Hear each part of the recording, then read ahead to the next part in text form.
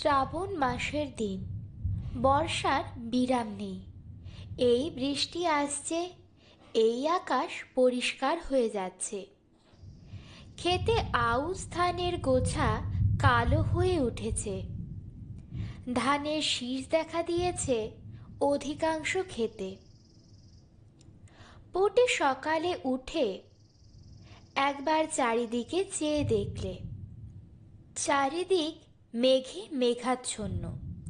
হয়তোবা একটু পরে টিপটিপ বৃষ্টি পড়তে শুরু করে দেবে। আজ তার মনে একটা অদ্ভুত ধরনের অনুভূতি। সেটাকে আনন্দ বলা যেতে পারে, ছদ্মবেশী বিষাদও বলা যায়। কি যে সেটা ঠিক করে না বোঝা যায়, না যায় বোঝানো। আজ তার বিয়ের গায়ে হলুদের দিন। এমন একটা দিন তার 12 বছরের ক্ষুদ্র জীবনে এইবারই প্রথম এলো। সকালে উঠতেই জেঠিমা বলেছে, ও পুটি, জলে ভিজে ভিজে কোথাও যেন যাসনি। আর 3টে দিন ওই রকমে ভালোয় ভালোয় কেটে গেলে যে বাঁচি। আজ কি বার? মঙ্গলবার? শনিবার বুঝি বিয়ের দিন? পুটির মনে সত্যি কেমন হয়। আনন্দের একটা ঢেউ যেন তার গলা পর্যন্ত এসে আটকে গেল। বিয়ে বেশি দূরে কোথাও নয়, এই গ্রামেই, এমনকি এই পাড়াতেই। একঘর ব্রাহ্মণ আজ বছরখানেক হলো অন্য জায়গা থেকে উঠে এসেছে এইখানে। দুখানা বড় বড় মেটে ঘর বেঁধেছেন, একখানা রান্নাঘর। এতদিন ধরে সে সঙ্গিনীদের সঙ্গে ওই বাড়িতে কুল পাড়তে গিয়েছে, সত্যনারায়ণের সিন্নি আনতে গিয়েছে। যখন পাড়ার প্রান্তরের বন জঙ্গল কেটে ভদ্রলোক বাড়ি তৈরি করলেন, ঘাটে যাবার পথের একেবারে ডান ধারে, তখন কতবার ভেবেছে এই ঘন বনের মধ্যে বাড়ি করে বাস করবার কার না জানি মাথা ব্যথা পড়ল। অডিও বুক বাই বাণীধৃতি চ্যানেলে আপনাদের জানাই স্বাগত। আজ আপনাদের পড়ে শোনাচ্ছি বিভূতিভূষণ বন্দ্যোপাধ্যায়ের লেখা গায়ে হলুদ। কে জানত এই বাড়িটাই আজ 1 বছর এখনো পেরোয়নি তার শ্বশুর বাড়ি হবে। কত দূর আশ্চর্যের কথা, কত দূর বিস্ময়ের কথা, ভাবলে অবাক হয়ে যেতে হয়। অথচ তারই ক্ষুদ্র জীবনে এমন একটা মহা আশ্চর্য ব্যাপার সম্ভব হলো। যখনই সে কথা ভাবে, তখনই সে শুদ্ধ, তার মন শুদ্ধ যেন কত দূরে কোথায় চলে যায়। ওই ভদ্রলোকের একটি মাত্র ছেলে, নাম সুবোধ। তারই সঙ্গে ওর বিয়ের সম্বন্ধ হয়েছে। সুবোধকে এই সম্বন্ধের আগে তাদের বাড়িতে কয়েকবার যাতায়াত করতে দেখেছে। বেশ ফর্সা, লম্বা মতো মুখ। এইবার ম্যাট্রিক দিয়েছে, এখনো পরীক্ষার ফল বার হয়নি। আগে আগে সত্যি কথা বলতে গেলে সুবোধের মুখ পুটি তত পছন্দ করত না। তার দাদার সঙ্গে যতবার এসেছে তাদের বাড়িতে, পুটি ভাবত, দেখো না ঘোড়ার মতো মুখখানা।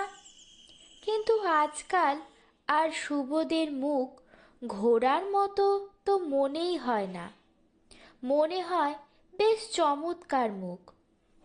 গ্রামের ছেলেদের মধ্যে অমন চোখ, অমন রং, অমন মুখের গড়ন কার আছে? রায়দের পাচি সেদিন ডেকেছিল তাকে। হ্যাঁ রে, তুই যে বড় ঘোড়ামুখো বলতিস, তোর অদেষ্টে শেষকালে কিনা সেই ঘোড়ামুখোয় জুটল। পুটি মারতে ছুটে গিয়েছিল তার পিছু পিছু।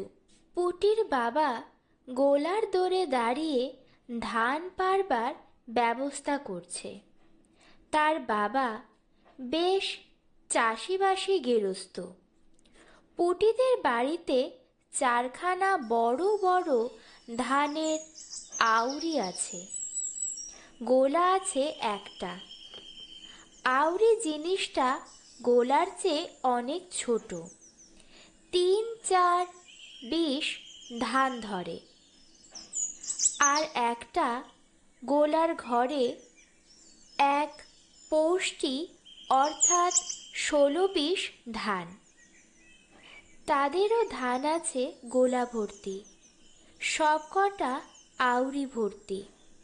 কলকাতায় চাকরি করেন এ পাড়ার হরি কাকা।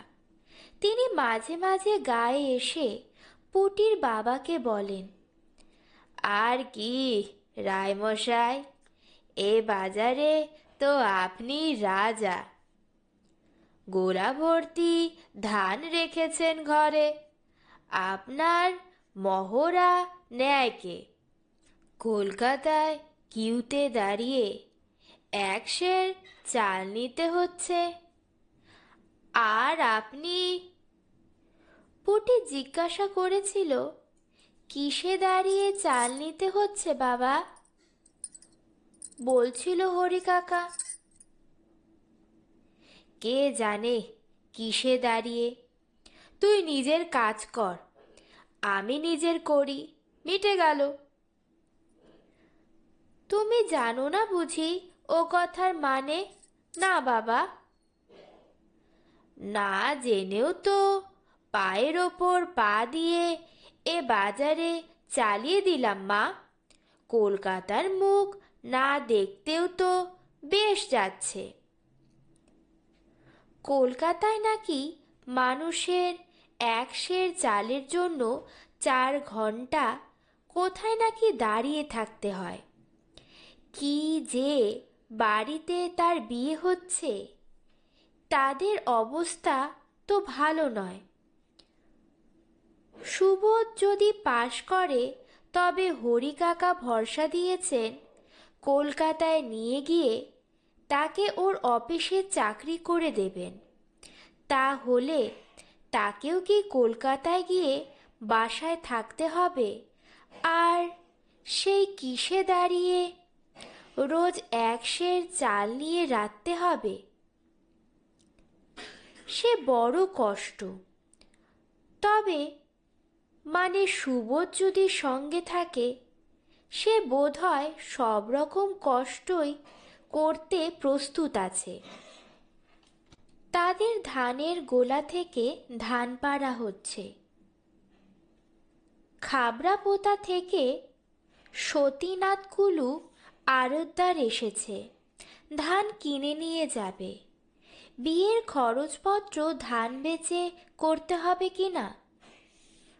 ওর জেঠিমা বলেছেন, ও পুটি, আজ কোথাও বেরোবি না।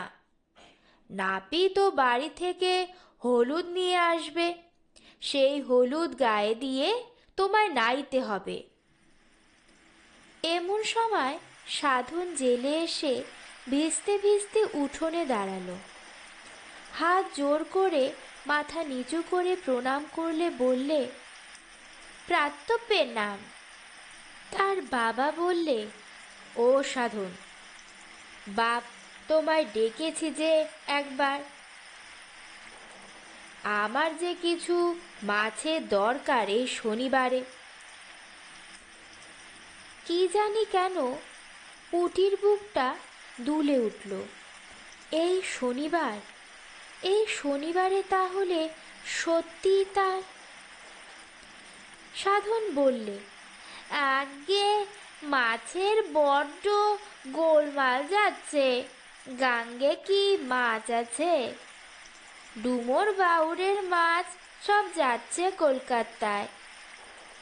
82 টাকা দর। এমন দর বাপের জন্মে কোনো কালে শুনিনি রায়মশাই। 1.5 পোনা স্টক পারতে পারছেন না। মরা গাঙে বাঁধল দিয়েছিলাম, একদিন কেবল 11.5 গজার মাছ। পুটির বাবা বিস্ময়ের সুরে বললে, 11.5 গজার? এমন কথা তো কখনো শুনিনি। অরিবত গজার রায়মশাই, মাছের এমন দর, গজার মাছই বিক্রি করে 10 আনা সের। পুটি আর সেখানে দাঁড়ালো না, মাকে এমন আজগুবি খবরটা দিতে ছুটল বাড়ির মধ্যে। বৃষ্টি একটু থেমেছে, একটু কোথাও বেরোতে পারলে ভালো হতো।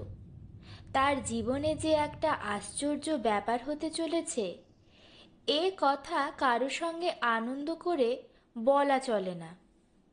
বেহায়া বলবে, নিন্দা করবে। কেবল বলা চলে তার সমবয়সী পাঁচি আর খেন্তি জেলিনির মেয়ে টুনির কাছে। আর তার যে আশ্চর্য ব্যাপার, তার যে অন্তত 7 বছরের বড় লতি দিদির এখনো বিয়ে হয়নি, অথচ লতি দিদিকে সবাই বলে সুন্দরী। লতিদির বাপের অবস্থা ভালো, লতিদি লেখাপড়া জানা ভালো, গান করে। ওর বাবা যখন কলকাতায় চাকরি করত, তখন লতিদি স্কুলে পড়তো এখানে। কত বই পড়ে বসে দুপুরবেলা। পুটি ওদের বাড়ি যায় যখনই তখনই দেখে লতিদি বই মুখে বসে। পুটি ভালো লেখাপড়া জানে না, বইয়ের নাম পড়তে পারে না। লতিদি একটু ঠ্যাকারে, সে পড়ালেখা জানে না বলে বুঝি আর মানুষ না। তাকে বলে, তুই বইটই নারিস নে পুটি, কি বুঝিস তুই ওই সব আশা? পুটি হয়তো বলে, এ কি বই বলো না লতিদি। যা যা, আর বইয়ের খবরে দরকার নেই। শরৎ চাটুর্যের নাম শুনেছিস? কোথা থেকে শুনবি? তোরা শুধু জানিস ঢেকিতে পাড় দিয়ে কি করে চিড়ে কুটতে হয়। ওই করগে যা, এখানে কেন আবার? আচ্ছা, আজ তার লতিদিকে বলতে ইচ্ছে হচ্ছে, কই লতিদি, তুমি এত বই টই পড়ে বসে আছো, এত সব নাম জানো, কই তোমার তো আজ বিয়ে হলো না। আমার জীবনে এত বড় একটা আশ্চর্য কাণ্ডটুকু টুক করে ঘটে গেল। ধানের নিন্দে কারো? বাবার গোলায় ধান ছিল বলেই তো আজ। কই তোমাদের তো তারপর ম্যাট্রিক পাস বর। এ গায়ে পাশ করা ছেলে একমাত্র আছে মুখর্জদের জীবনদা। সে নাকি 2টো পাস, কোথাও চাকরি করছে যেন, ওই দিকে কোথাও। যার সঙ্গে বিয়ের কথা হচ্ছে সে মূর্খ নয়। পাশের খবর বেরুক দেখি, দেরি নেই। বাবা বলেন, সুবোধ নিশ্চয়ই পাশ করবে। হে ভগবান, তাই করো, পাস যেন করে। সত্যনারায়ণের সিন্নি দেব সে শ্বশুর বাড়ি গিয়ে। নাপিত এসে বললে, মা ঠাকুরন, ও বাড়ি থেকে দেখে এলাম, গায়ে হলুদের লগ্ন বেলা 10টার পর। আপনাদের যা দিতে হবে তার আগে দিয়ে দেবেন। গায়ে হলুদের তত্ত্ব আসবে ও বাড়ি থেকে। কি রকম জিনিসপত্র না জানি আসে, পুটির মনটা চঞ্চল হয়ে ওঠে। একখানা লাল কাপড় নিশ্চয়ই তারা দেবে। পুটির মোটে 3খানা শাড়ি আর 1খানা ডুরে শাড়ি আছে মায়ের বাক্সে তোলা। এবার তার কেমন কাপড় হবে, গয়না হবে, 5 ভরি সোনা দেবার কথাবার্তা হয়েছে। এতদিন দুটি দুল ছাড়া অন্য কোনো গয়না তার অঙ্গে ছিল না, অথচ ওই কুমারী লতিদির হাতে 6 করে চুড়ি, গলায় লকেট ঝোলানো হার, কানে পাশা, হাতে আংটিও আছে। ও হয়তো শহরে, সেখানে মেয়েদের চালচলন আলাদা। এসব পাড়াগাঁয়ে কুমারী মেয়ের কাচের চুড়ি ছাড়া আবার কি গয়না আছে?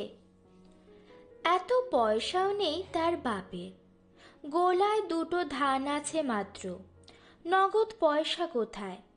যা কিছু করতে হয় সে ওই বেচে। ভীষণ বৃষ্টি এসেছে, সঙ্গে সঙ্গে সামান্য ঝড়। রান্নাঘরের ছাদতলায় দাঁড়িয়ে বকনা বাছুরটা ভিজছে। কচু পাতার জল জমে আবার গড়িয়ে পড়ছে নিচে। তাদের কিষাণ বিরুমুচি বলছে, ও দিদি ঠাকুরুন, তা একটু তামাক দাও মোরে, বিয়ে বাড়ি যে মনেই হচ্ছে না। 2-10 চিলিম তামাক পড়বে, তবে তো বুঝবো যে নগ্নসা লেগেছে। পুটি বিরুকে ধমক দিয়ে বললে, যা, তোর আর বক্তৃতা দিতে হবে না। তামাক আমি কোথায় পাবো? কাকিমার কাছে গিয়ে চাইগে যা। একটু বেলা হয়েছে, বাড়িতে অনেক লোক এসেছে বিয়ের জন্য। বিয়ে বাড়ির মতো দেখাচ্ছে বটে। কুমোরপুরের কাকিমা, 5 ঘর মাসিমা তাদের ছেলে মেয়েদের নিয়ে এসেছেন। আজ বেলা 11টার সময় আরও একদল আসবে। স্টেশনে গাড়ি গিয়েছে। মেয়েরা সবাই দল বেঁধে নদীতে নাইতে গেল। কুমোরপুরের কাকিমা যাবার সময় তাকে বলে গেল, বারুজ্য বাড়ি তিরিচিত্তির করতে দিয়ে আসা হয়েছে, দেখে আসিস পুটি, সে 2খানা পিড়ি এসেছে কিনা। কাকিমার এটা অন্যায় কথা, তার লজ্জা করে না? নিজের বিয়ের পিড়ি নিজে বুঝি সে চাইতে যাবে? এত বেহায়া সে এখনো হয়নি। তার বাবা চণ্ডী মণ্ডপ থেকে হেঁকে বললেন, ও পুটি, হাতায় করে একটু আগুন নিয়ে এসো মা। চণ্ডী মণ্ডপের দোর পর্যন্ত গিয়ে ও শুনলে ওর বাবা আর একজন অজ্ঞাত লোকের মধ্যে নিম্নোত্তর কথাবার্তা। তাহলে পালকির বন্দোবস্ত দেখতে হয়। আগে পালকি কোথায় মিলবে?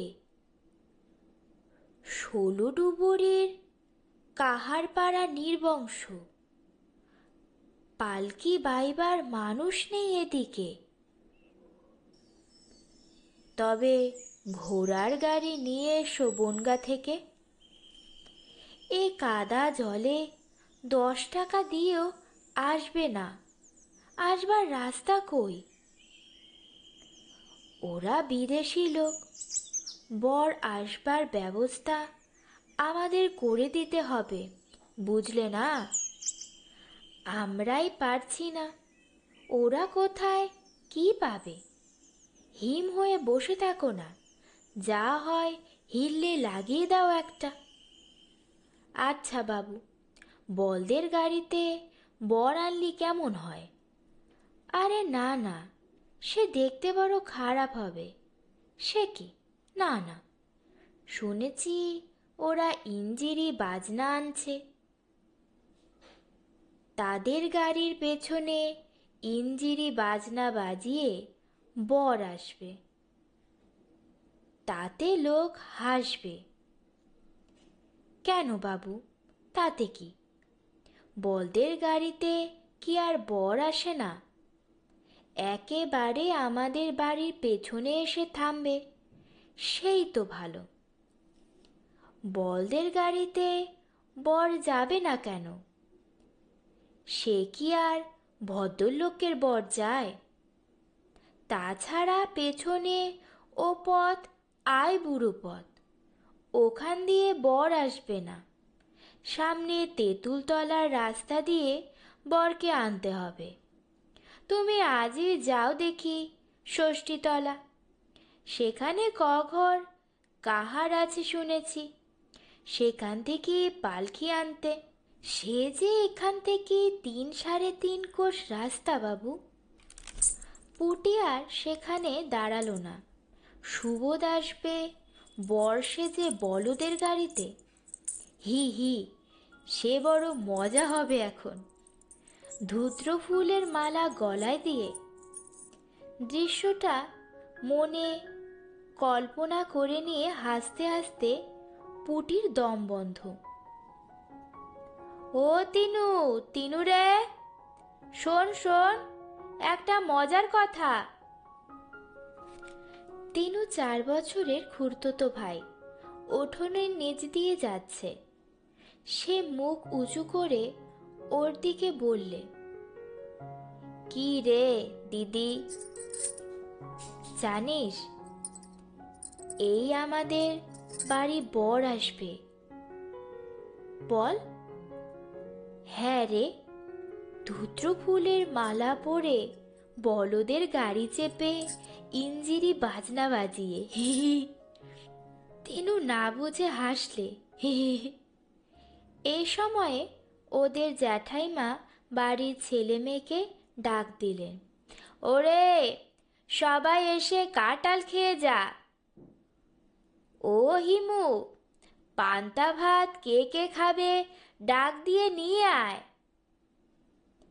1 হাঁড়ি পান্তা রয়েছে, সেগুলো কাঁঠাল দিয়ে ওঠাতে হবে তো, ফেলতে পারবো না এই যুদ্ধুর বাজারে।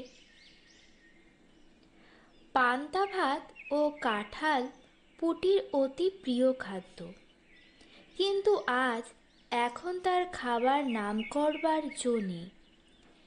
খিদে পেয়েছিল, ইচ্ছে করলে সে কলসি থেকে কাঁঠাল বিচি ভাজা আর মুড়ি লুকিয়ে পেরে নিয়ে খেতে পারত, কিন্তু সে ইচ্ছে তার নেই।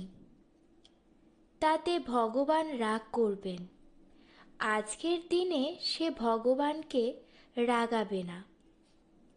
বেলা বাড়ল।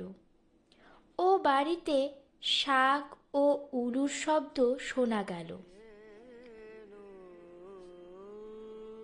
অবশ্যই খুব কাছে নয় পুটির ভাবি শ্বশুর বাড়ি, তাহলেও শাকের শব্দ না আসবার মতো দূরও নয়। ওর খুড়তুতো বোন শ্যামা বললে, ওই শোন দিদি, দাদাবাবুর গায়ে হলুদ হচ্ছে। পুটি ধমক দিয়ে বললে, চুপ, মেরে ফেলে দেব দাদাবাবুকে। বারে, হয়েছে তো আর 2 দিন দেরি। না, তা হোক, আগের থেকে বলতে নেই। জ্যাঠাইমা তো বলেছে। কি বলেছে? বলেছে আমাদের জামাইয়ের গায়ে হলুদ হচ্ছে, সেখান থেকে তত্ত্ব নিয়ে নাপিতেবার এসে পৌঁছে যাবে। তা বলুক কে, আমাদের বলতে নেই। আচ্ছা দিদি, দাদাবাবুর সুবোধবাবু পাশ করেছে? খবর এখনো বের হয়নি। আমি তো পাড়ায় রাধিদের বাড়ি গিয়েছিলাম এই একটু আগে। দাদাবাবু পাশ করেছে, কাল বিকেলে কলকাতা থেকে ওর খবর দিয়েছে।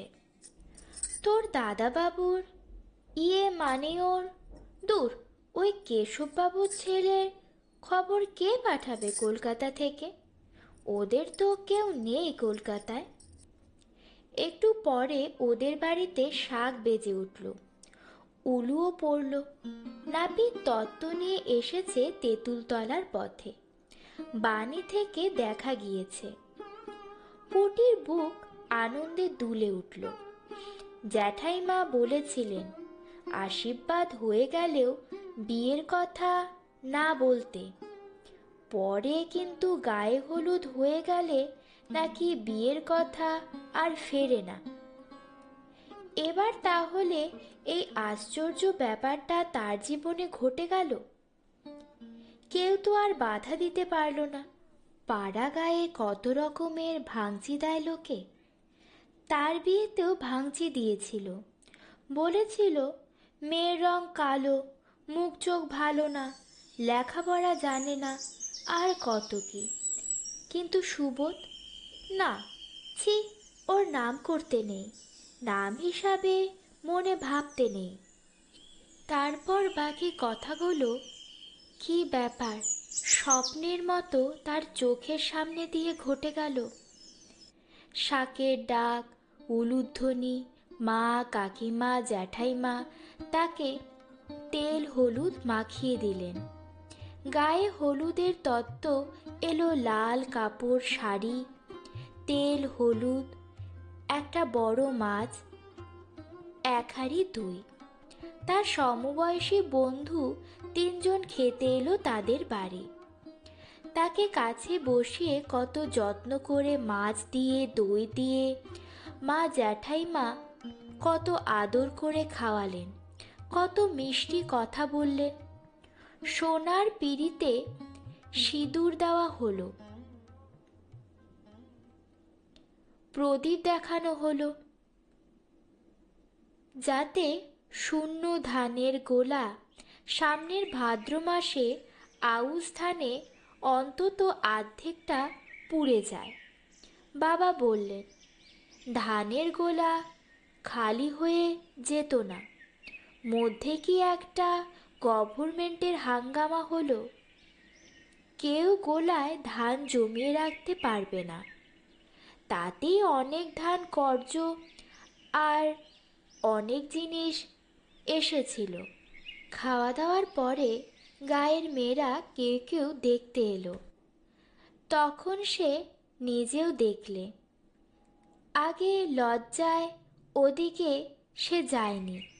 লাল শাড়ি, একটা ব্লাউজ, সায়া একটা, আলতা, সাবান, আয়না আর গন্ধ তেল, এসব জিনিস তার নিজস্ব।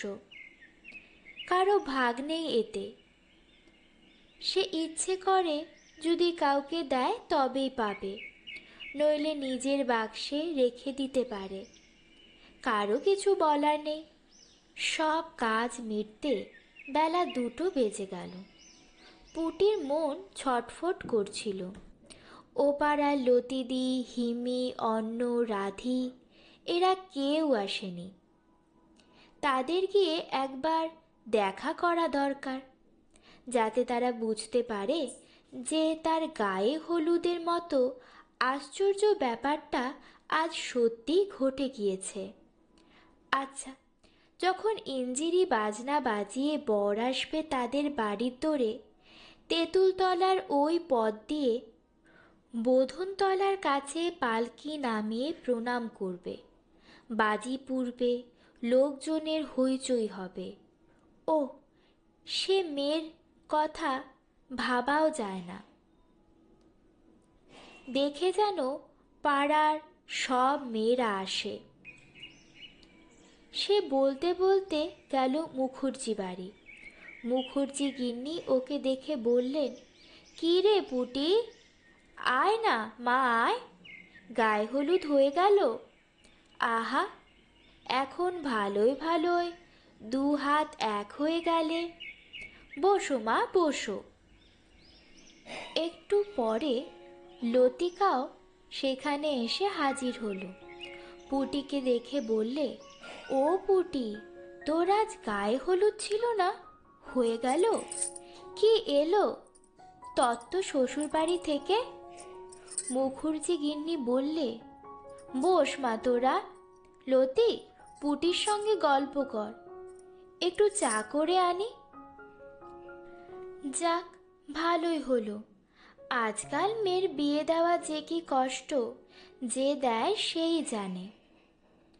পাশের বাড়ি জানলা দিয়ে গাঙ্গুলিদের ছোট বউ ডেকে বলল, ও কে, পুটি নাকি? গায়ে হলুদ হয়ে গেল? তা কই, আমাদের একবার বললেও তো হয়। এ তো বাড়ির পেছনের বাড়ি। পুটি বললে, গেলে না কেন বৌদি? আমরা তো বারণ করিনি যেতে। শাক যখন বাজলো তখনই যদি যেতে। লতিকা ভাবলে, পুটি ছেলে মানুষ, এ উত্তরটা দেওয়া উচিত হলো না।